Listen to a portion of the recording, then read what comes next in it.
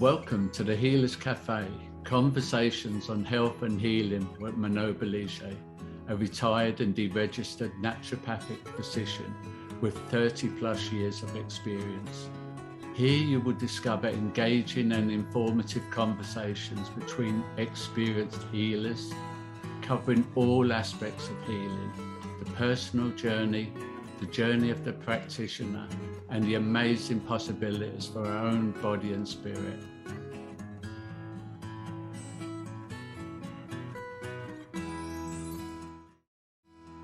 So welcome to the Healers Café, and I'm with Kristen Blythe. She's the founder of Rooted Wisdom Holistic Life Coaching, is an ancestral healing coach, intuitive energy healer, and mentor for healing professionals with over 20 years of experience in the field. There's a lot more: polyvagal therapy, somatic trauma therapy, but I am really wanting to hone in on this ancestral healing. But before we go there, welcome. And Thank you. maybe tell us a little bit what got you connected to all of this healing world. Yes. Well, it's funny because as I get older, the story gets longer. It was so much easier to tell this when I was in my early 30s and, just starting off on this path. And I come from a background of, I had a lot of complex trauma in my childhood. Some of it I remembered and some of it I didn't. But I always had this consistent thread that I didn't necessarily understand until I was older, but I had this thread of intuition and of connecting to paranormal things and metaphysical things and reading what I could when I could. And it wasn't really until I was 18 or so that I felt like I had the freedom to explore that. I was kind of like a closeted intuitive for my childhood, which I think a lot of people are. And that's when I took my first energy healing course, and it was like a weekend long workshop. And I just was kind of blown away and shocked by how naturally this came to me, because I had never done anything like that before. And, in my personal experience, I'd witnessed it and seen it on TV and read about it and things like that, but I'd never actually participated in it.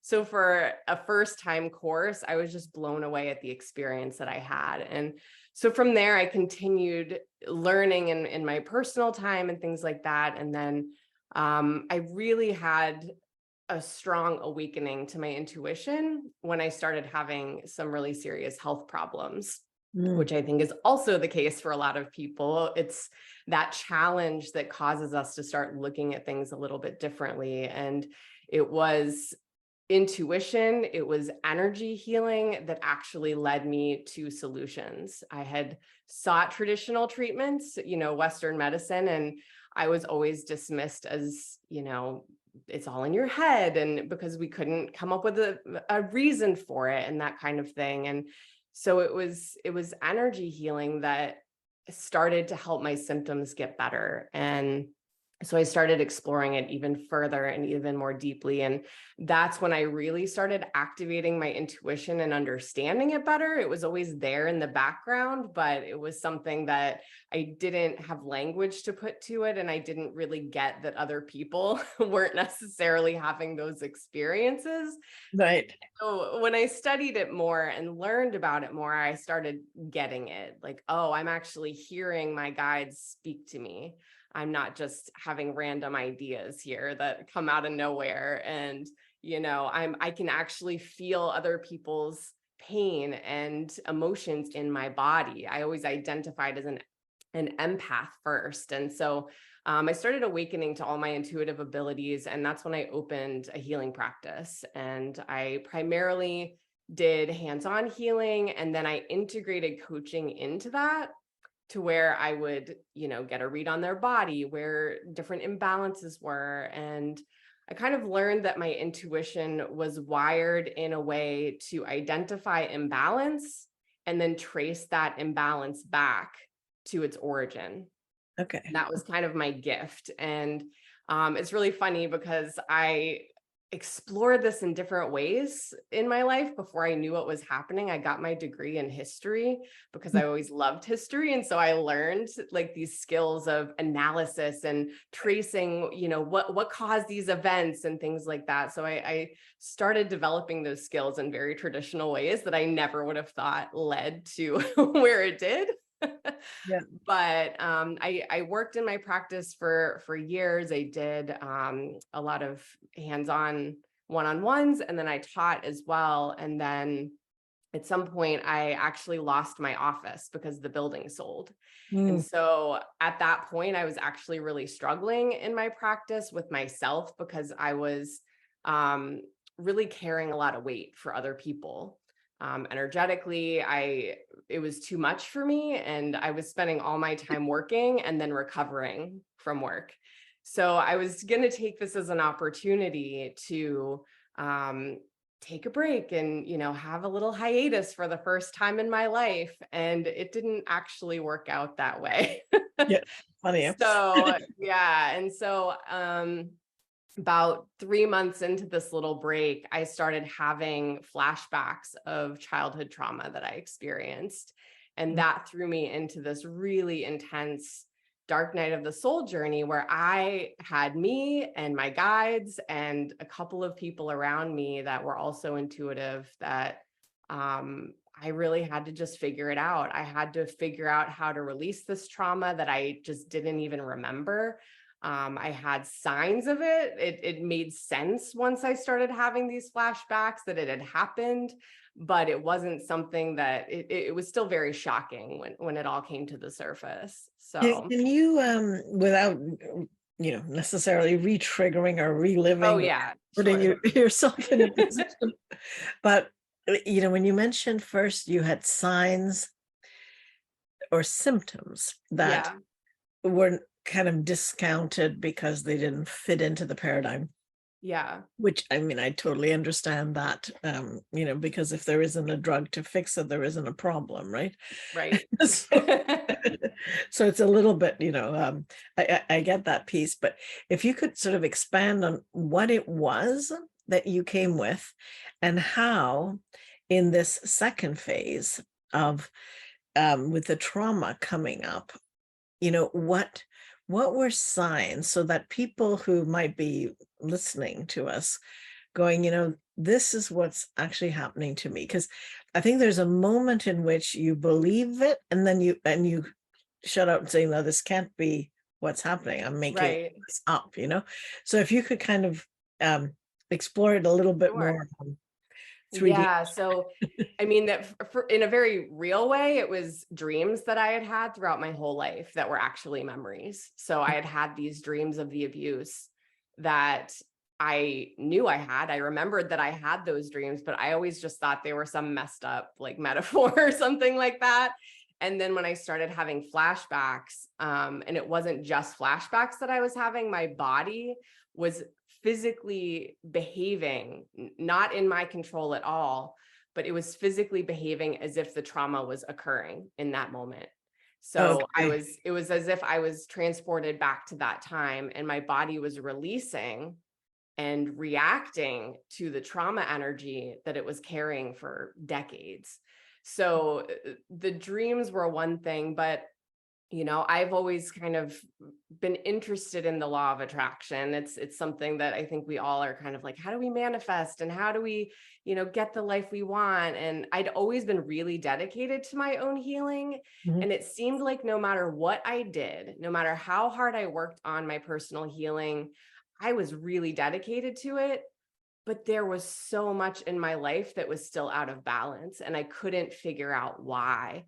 It was this, mystery that I'm like, am I just being brought these people because I'm supposed to help them? Am I missing something about, the story? And I was missing something about the story. So it was like, I was at this point in my career where I thought, if you're in an office and you've got all the work cleaned off your desk and you're like all set, and then you don't realize there's this closet in the back that's full of file folders that you haven't looked at and didn't even know the closet was there. And so it was definitely that was an aha of, oh, that's why all these toxic people are in my life. This is why I keep having narcissism show up in my reality, even though I really understand this and have tried to break that pattern. It's because I'm still carrying that trauma energy and Right. all of the patterning from that, and all the limiting beliefs that I had developed through the trauma I experienced and that I inherited through my ancestral lineage. Because Okay, let me stop yeah, you right there. sure. Let's make that very concrete, because I relate very much to what you're saying, and I've heard, many people explain their stories in a similar way. But Yeah. I think to be able to express it, so people go, okay, this is concrete. This is what this means. Can we try and break down the last like 3 sentences, So when you say your body was reacting still, like your mind had kind of figured it out in that sense, what's going on, but your body was still in a trauma response. What would be an example of that? Yeah, I mean, an example was when I would have a flashback, Yeah.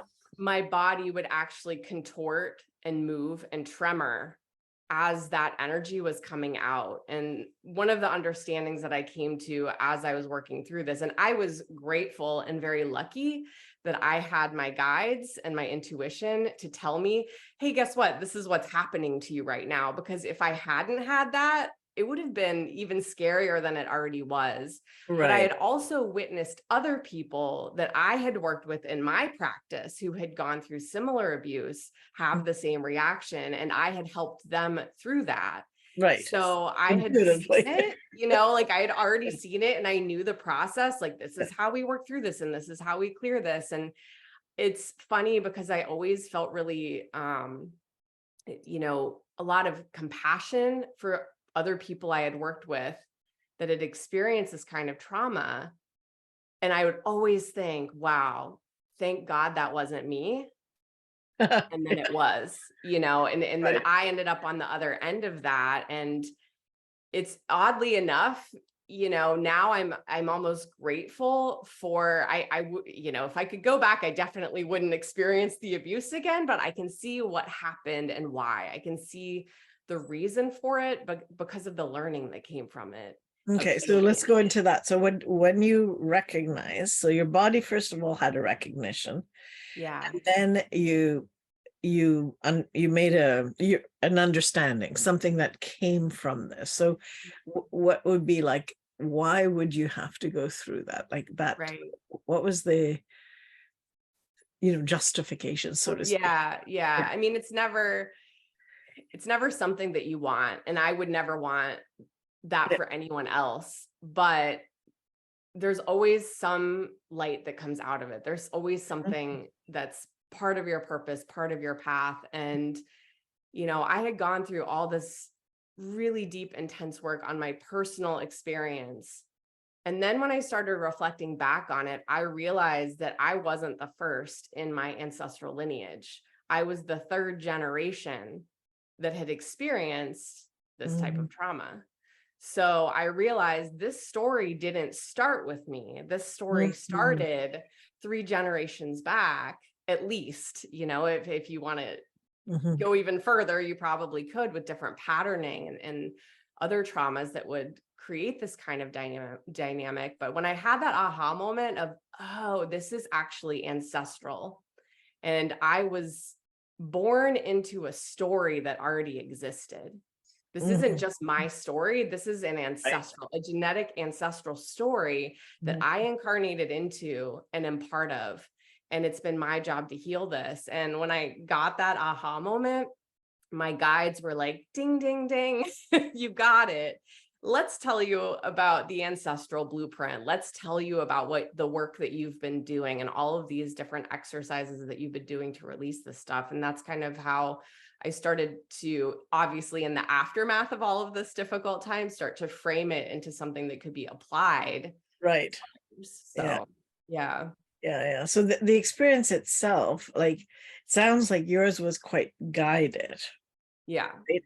But it's interesting that those who came to see you it was also guided, even if the guide was you and you hadn't experienced it, right? Like Right. the fact that they still chose to be in connection with a source they felt it could hold the space, Right. or it's just I find it fascinating to watch how how we choose our liberations, our moments, or Absolutely. you know Absolutely. yeah.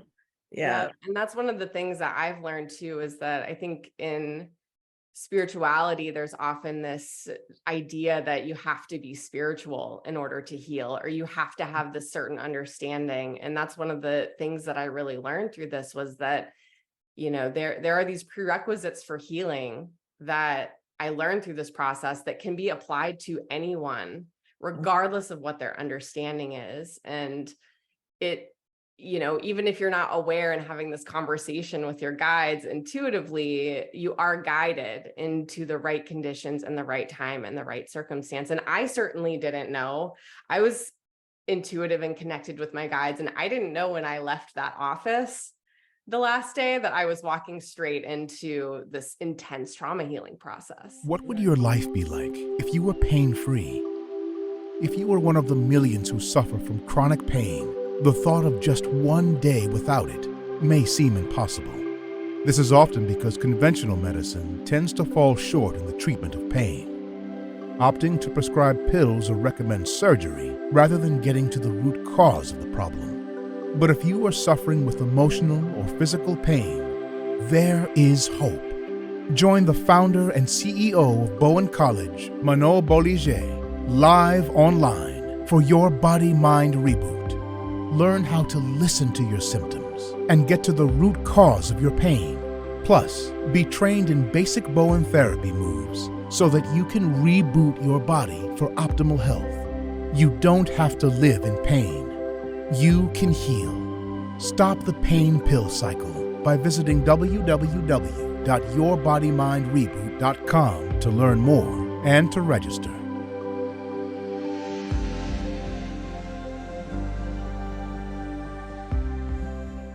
Right. And if I had known, I probably would have walked the other way. So, we find the things at the right time, the right resources at the right time, and the right people.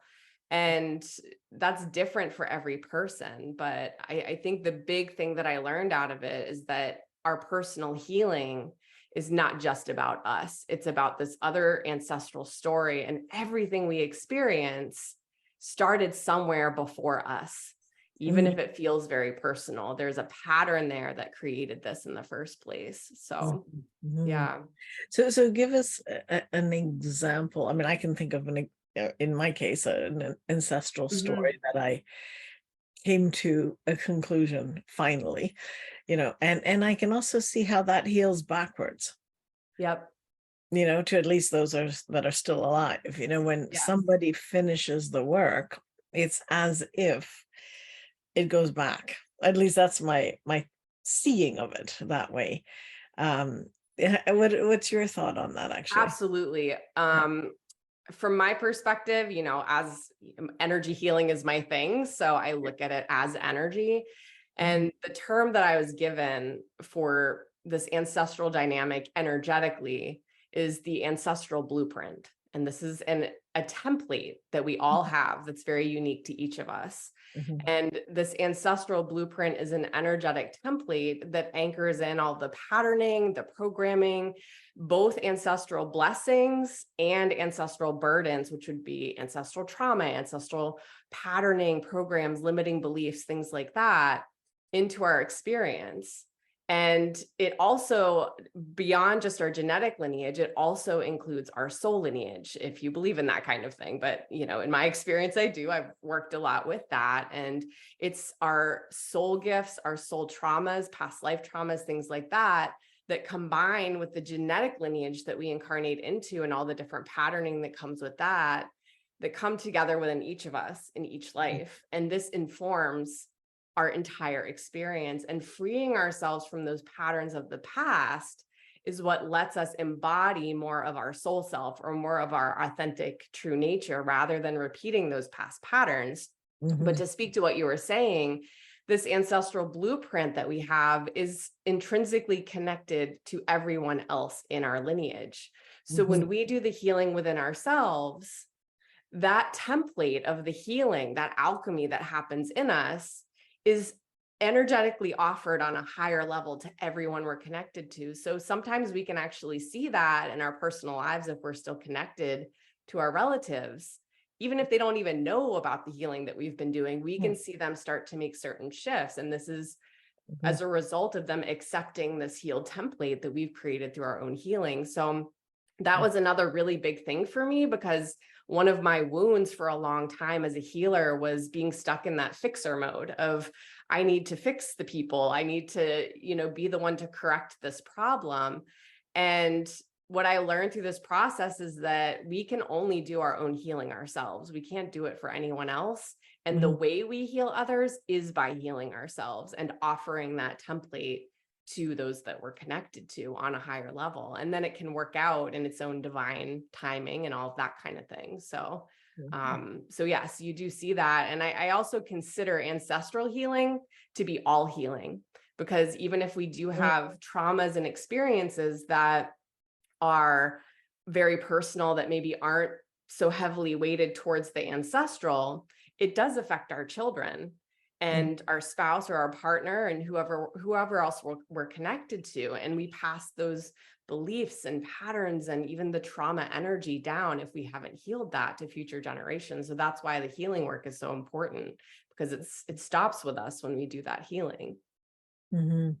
So do you find when people seek to work with you, that like what's the, again, generalize, because I don't know what else else to make it simpler, and I know there's exceptions and all that, but what do they say, what do they come to heal or free or liberate, or what's their problem, what is it, what are they trying to resolve? Yeah, usually they don't actually know.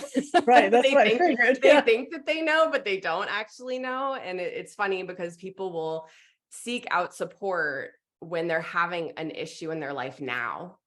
And the way that I do sessions with people is that I work with them to guide them to their own intuition and their own inner story, as opposed to me giving them that information, because it's far more powerful when we come to our own realizations, and we're all capable of that. We just sometimes need guidance and that kind of thing. And so when people dive into this and are guided and led, and they come to these realizations of, oh, I've had this pattern my whole life, or, I've struggled with my self-esteem my whole life because my mother said this thing to me when I was 5 that told me that I wasn't worthy. And that created a trauma for me and a limiting belief that I've carried with me my whole life.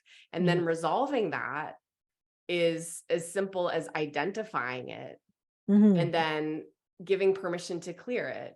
And that's the method that I use for all of the different techniques that are applied. And I call it the ROSA method, ROESA.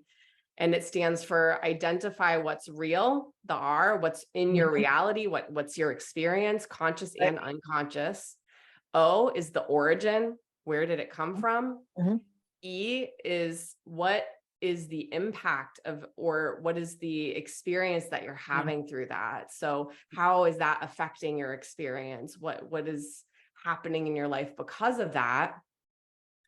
The S is you're looking at the, I'm getting hung up on the words. Well, the A is you have to give permission. The S is you have to decide how you want to shift it. So the shift, what's the shift you want to make? So you have to understand what exists, where it came from, how it's affecting you, how you want to change it, and then you give permission. And that can be applied to so many different healing modalities: meditation, journaling, therapy, intuitive work, energy work, just living your life, coming to different realizations. And so that's the framework that I use. But then I kind of work with whatever the person's leanings are in their own intuition, what they're comfortable with, what, if they're really good at journaling, we'll do that kind of thing. If they're good at meditation, we'll do that. But when people have these realizations, it's just this aha moment. And when the energy clears of that, everything shifts in their life immediately. There's not this like process of having to work it out again. Yeah. And then from there, they're like, I've been in therapy for like 20 years and I've done more in this one session than I have in traditional talk therapy. Yeah. And that's just so beautiful to me, because it's actually it's not speaking to me at all. It's speaking to their ability to heal themselves when they have that understanding. And that's just beautiful to me. So, yeah. Yeah, no, I agree. I mean, I talk about instantaneous healing because it's a made up thing that we have to work on it. And, all that like, I see the magic of it.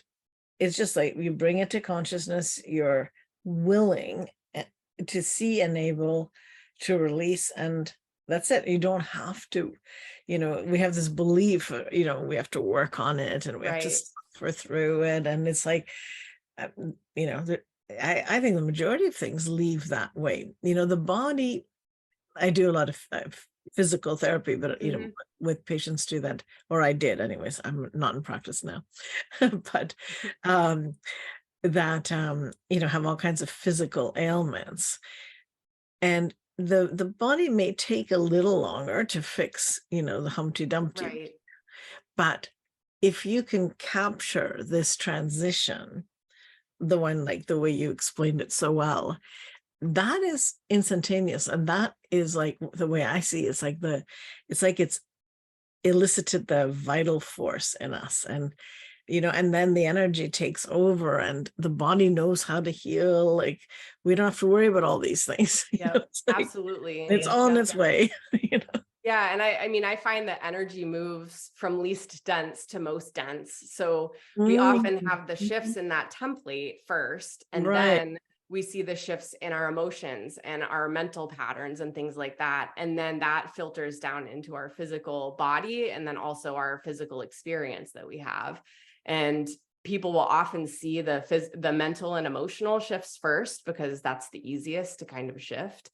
But for myself, all of the health issues that I had resolved after I got through the trauma clearing from my childhood. And that was really powerful for me, because I had what I thought was celiac disease for a long time, which, I hadn't eaten gluten for like 11 years. And I thought it was like, I'm just living with this. I have to live with this and it's fine.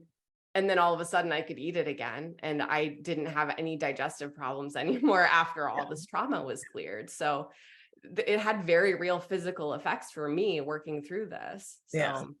Well, that's the power of it. I mean, because I didn't know when I started my practice, like well over 30 years ago, it's like, how come, if you can see biologically that they have this, but then something happens, some part of their journey, there's some healing, some awakening, some whatever to do with something I've done or not, it doesn't matter. Yeah. It's like, and it's like, well, that's not true anymore, and it's like, it's like the body is so capable of adapting to the mind, right? Which is also why not being conscious of the role our thoughts and our beliefs play, it also has a major impact on our body, right? And, absolutely.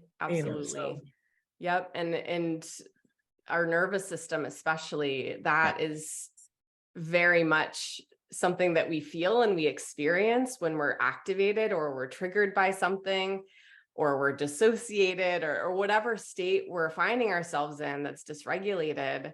And we don't realize that that's 100% informed by our mind and our emotions and the trauma that we're carrying, because it all happens on this unconscious, subconscious level most of the time, unless we're willing to sit down and look at it and trace it and say, why am I being activated? We can use the body as a tool to help lead us to these things. And I think that's another really important thing that I learned, was that, it's not just about spirit and intuition and all this stuff up here, I call myself a holistic life coach because it's mind, body, and spirit together. And you can't just have, we hear about the mind body connection, and that's a great progress forward, that it's not just about body and symptomology and things like that.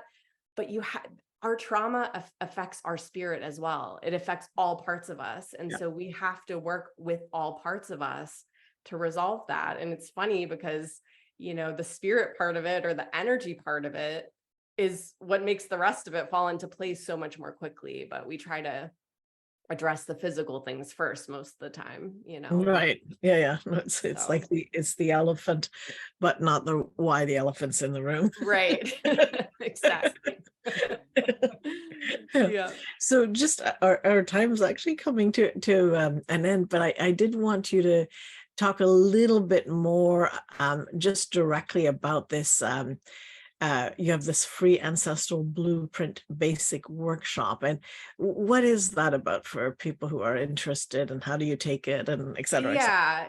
Yep. That's available on my website, rootedwisdomcoaching.com. And it is a free workshop. It's self-paced, and it basically describes what the ancestral blueprint is, how we're impacted by ancestral energies, both in positive ways and limiting ways. So the burdens and the blessings, and how those actually complement each other. Our blessings help us resolve the burdens, and our burdens, in healing them, help us create more blessings in the form of different skills, different wisdom and learning and growth that we do. So it really gets into the details of that and the different types of burdens that we all have. And it's kind of a prerequisite course for some of the other courses I have that get into specific healing modalities and things like that you can do using this framework. So yeah. Great. Okay. Well, I'll probably check it out. Yeah. Yeah. Great. Well, thanks so much for your time and thank you. This your has been knowledge great. and wisdom. All right. Bye. Thank you. Thank you for joining us at the Healers Café with Manon Bolliger. Continue your healing journey by visiting thehealerscafe.com and her website, and discover how to listen to your body and reboot for optimal health.